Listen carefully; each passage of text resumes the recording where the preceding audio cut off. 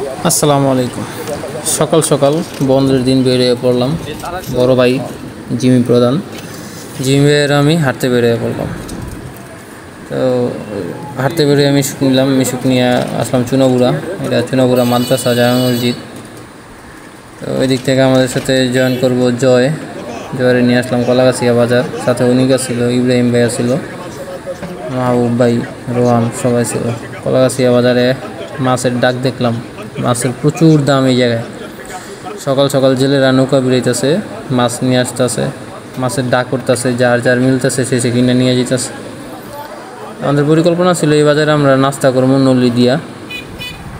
দুর্ভাগ্যবশত নলি শেষ, যার কারণে কলাগাছিয়া বাজারে নাস্তা করা হয় নাই। এদিক থেকে আমরা মিশুক দিয়ে 5 জন একসাথে সাবদি বাজার চলে আসি। তো সাবদি বাজারে এসে নাস্তা করার কথা যেই দোকানে, তো ওই দোকানেও নাস্তা করা হলো না। অনেক বলতেছে সাবদি বাজারে খুদের বাবা খাইব। কাদ্রি দেখলে আমার দুইয়া লাইব। কেডাও ভাই জানে আজকে যে অফিস বন্ধ, ভাই জানে অফিস যে বন্ধ। হ্যাঁ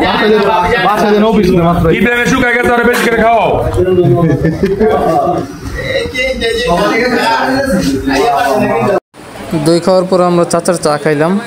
চাটা চমৎকার বানাইছে চাচার চা খাইতে খাইতে আমরা হঠাৎ করে আবার প্ল্যান করলাম যেমন হচ্ছে দক্ষিণ লক্ষণখোলা তালের শ্বাসের শরবত খাইতে। তো তালের শ্বাসের শরবত খাওয়ার উদ্দেশ্যে আমরা একটা অটো নিয়ে রওনা হইলাম। ওইদিকে আবিদ ভাই আর অনেক, আবিদ ভাই চিনে না, এর জন্য আবিদ ভাইয়ের হুন্ডারে অনেক চলে গেছে। আর আমরা অটোতে করে 5 জন লক্ষণখোলার উদ্দেশ্যে রওনা হইলাম। সাবদি থেকে লক্ষণখোলার অটো ভাড়া নিল আমাদের কাছ থেকে 200+, 220-30 টাকার মতো হয়তো নিছে। অনেক ঘুরতে হয়েছে লোকটার। তো যাইতে যাইতে রাস্তার যে পরিবেশটা আমরা উপভোগ করলাম, চমৎকার। আর সাবদি আসলে এমনি মন ভালো হয়ে যায়, কারণ এদিকে অনেক ফুলের বাগান। তো এখন বর্ষার সিজন, তো রোডের পাশে গাজরা ফুলই দেখা যাইতেছে। গাজরা ফুল দেখতে দেখতে আমরা চলে আসলাম তালের বিচির শরবতের দোকানে। তো যাওয়ার পর আমরা জানতে পারলাম এটা আসল দোকানটা না, মানে আসল তালের বিচির শরবত যেই লোক বিক্রি করে ওনার দোকানটা বন্ধ। আর আশেপাশে আরও 4-5টা দোকান হয়েছে, ওনারা অরিজিনাল না। সবাইকে ধন্যবাদ। সুস্থ থাকবেন, ভালো থাকবেন। আল্লাহ হাফেজ।